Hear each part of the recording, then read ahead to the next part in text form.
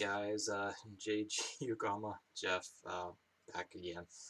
Yeah, just haven't been in the mood for music so much lately. Just been insanely busy with doctors and work and everything. It's just, and there's been a lot of good TV shows too. So I'm just kind of losing myself there when I do have any free time.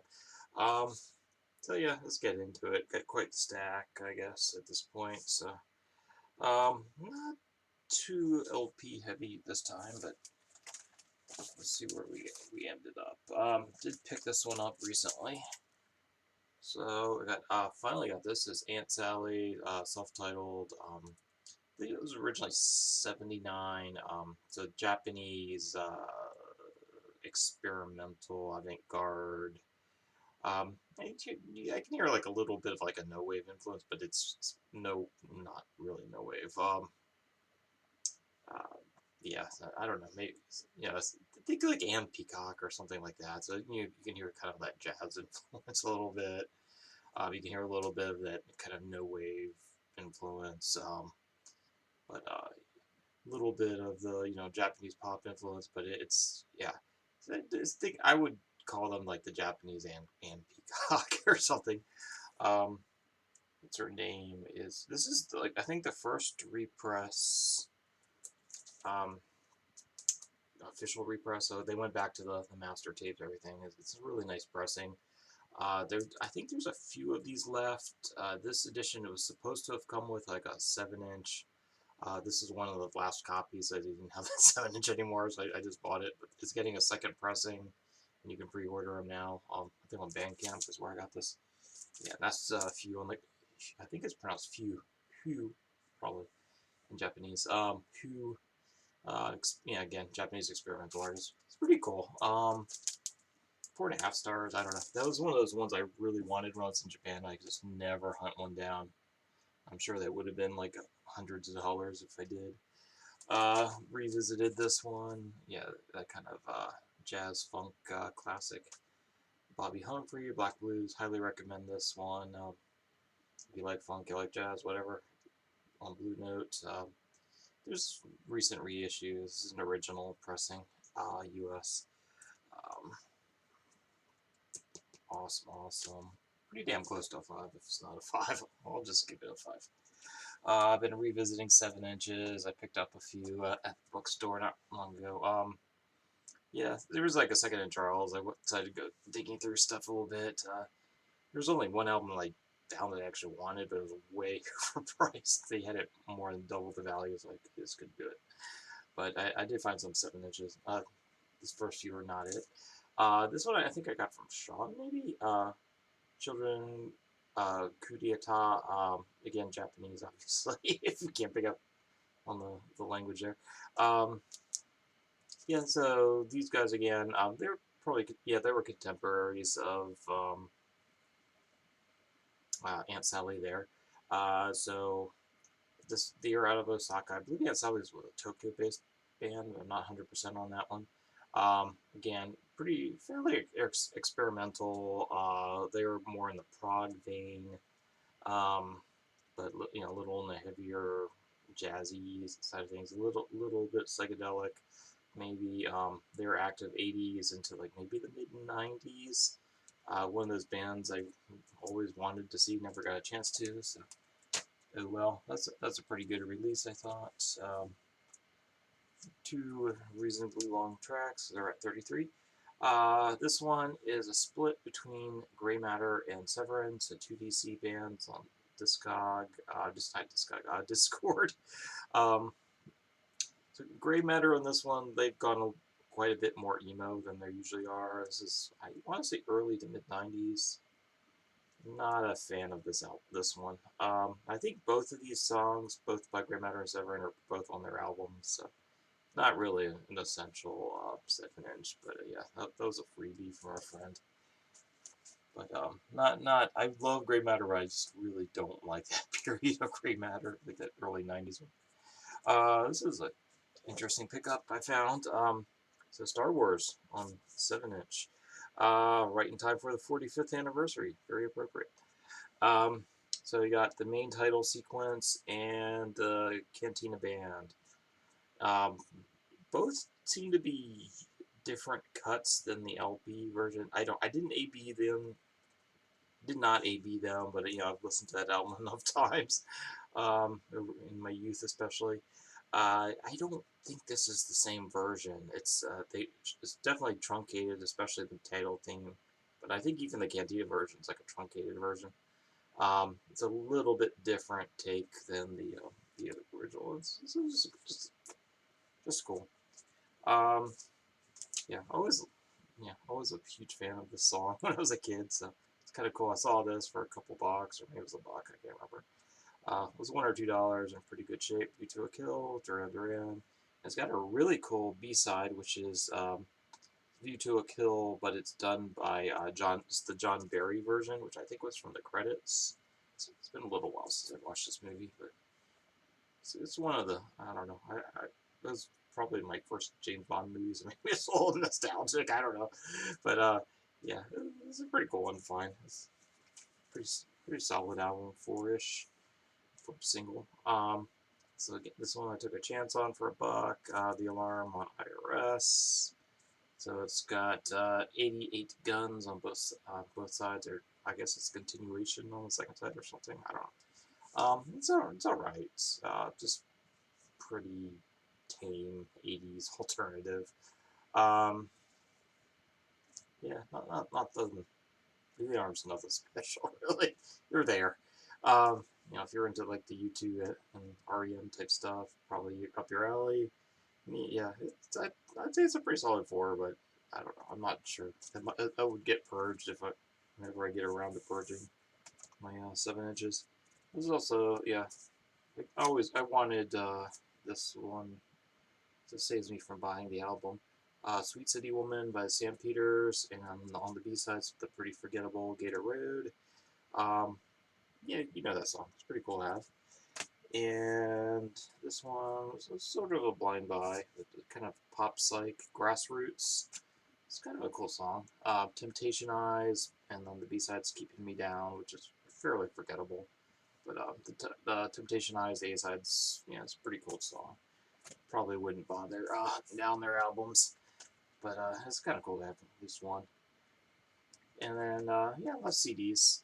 This was for a friend. I know I saw these guys years ago. I got a bunch of their 7 inches. Maybe I sent one to Sean. I can't remember. Gorilla. What's this called? Obliterator. Yeah, this is pretty tame grunge, whatever. Seattle type stuff. It's not that good actually. It's all right. 3.5. If you're really into grunge, you probably like it. Me, I never went full on in grunge. I love Mudhoney and stuff, but I don't know. I was very shortly into Alice in Chains and all that for a very short time, but yeah, I don't know. I never went whole hog on them. Yeah, I might have shown this last video, but yeah, this is a fun comp if you see it. Monster 80s. I'll be on the lookout for Monsters 80s Volume 1 if I ever see it on the cheap. It was decent. Tim Fight, Gone Ain't Gone. So I think Disco said it was like folk rock, which I really wouldn't consider it folk rock. It falls into that kind of lo-fi indie stuff, K-Rex kind of stuff. But like a lot of K-Rex stuff, it's good but forgettable. It's decent. If you see it for a buck, it's probably worth picking up for a buck. But yeah, 3.5-ish on that one. Nothing special. Beck. I think this is about where he starts getting good for me. Beck Mutations. Yeah, that was a whole stack of stuff I got from a friend who was I was pretty much ditching most of his collection. Kind of cool. Mutations. So I don't know what's on this one. Yeah, I couldn't tell you I know it must have had a couple singles on there, but I think he was not the radio darling at this point. But this is right before he did like Sea Change and all that. So this is about where the point where he starts getting interesting for me. Not a big fan of his early stuff. I basically got the singles where I need them. But that was pretty solid 4. Yeah, this was I was kind of disappointed by this one, if I'm honest. So this is Wipers. What's it say? Wipers with and Greg Sage. The best of. So I was expecting a lot of their hits to be on this. It's not really the case. I don't know if this is official or not. I did get this through Discogs, which is kind of interesting, but it's a CDR.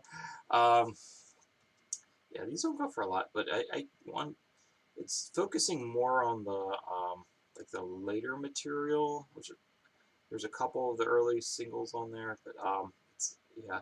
So I don't know. I was hoping like I bought the first album. I'm probably gonna have to buy their second and third albums. I was kind of hoping the I'd have a best of CD, but there's really only maybe one song of their second and third albums on here. I swear, it's not bad or anything, but it's just not what I was expecting for like a best of. Matter of fact, I think on the CD it says yeah, it's Objects of Rarity. I don't know. I think that's the name of the label. But maybe Greg himself is releasing this because I looked at the label. This all it is wiper stuff, and it's all on Discogs. So maybe Greg is releasing everything himself. I don't know what the story with that is. It's kind of interesting, but I don't know. I don't think it really succeeds as like a best of. But yeah. If you need to kind of supplement what you got, and you want some of the material from the little bit later albums, like the fourth, fifth, sixth albums, that might be the way to go. I guess I don't. But it's yeah. I think a lot of those are like alternative takes or just stuff that didn't make the album B-sides or something. Yeah, this is one of those regrets. In Japan I saw an original for like $15 on LP. But yeah, this is Ramones, Acid Eaters. It's their covers of all the like psych stuff. Journey to the Center of the Mind, Substitute. Well, not really psych. But I think it has Peter Townshend on vocals on that one. Out of Time, Shape of Things to Come. Yeah, it's all covered. Surf City. So it's their cover albums. It's kind of a cool album. It's not like it's not like brilliant or anything. It's just fun. So it's worth picking up for the cheap on the cheap. But yeah, I do regret not buying that because it is a fun album. Uh, yeah, this is part of that free stack. Dickies, Egypt Savant. Actually, I got to see them on this tour. They were still pretty damn good, but I much prefer the earlier material. So just get like I have it. I forget what it's called, but yeah, just get like their pretty much you can just get their like their best of like that was released maybe mid 80s, early 80s. That pretty much has all the material you'll need. This one's pretty forgettable. It's kind of cool because it's a promo copy, freebie, but yeah, it's not as good, but not great. Yeah, 3.5. But yeah, it was a really fun tour. Yeah, kind of like just goofy Ramones with a penis puppet. This was a cheapo find at bookstore. Yeah. Yeah, 270. Okay. Strawberry Alarm Clock. Kind of cool. It's one I had like Incense of Peppermints on 7-inch. Yeah, this gives me that song. And pretty much their hits are all on here. It's yeah, I don't know. I'm not gonna go out of my way to get their albums. So that's cool. That's probably all I need. If I see their other stuff, I'll buy it. This one's really awesome. I thank Sean for this one. He sent me some awesome CDs. I've gotten like halfway through a couple of them, but I haven't had time to really sit down and listen to stuff. Dead Sea. This is a comp. Perform selected works, 87 to 2005. Vain, Irrute, and Stupid. I guess that's the title of the comp. Okay, but it pretty much covers. They're in New Zealand. Alt rock, experimental, whatever band. They toured with Sonic Youth in their earlier days, I guess. So that kind of tells you where they fall. Um, but yeah, pretty interesting. I found like a little bit hit miss. I didn't get all the way through the booklet. I got to finish reading the booklet actually, but I really enjoyed this one. So thank you, Sean. It's a little uneven, but I'll give it a 4.5 overall.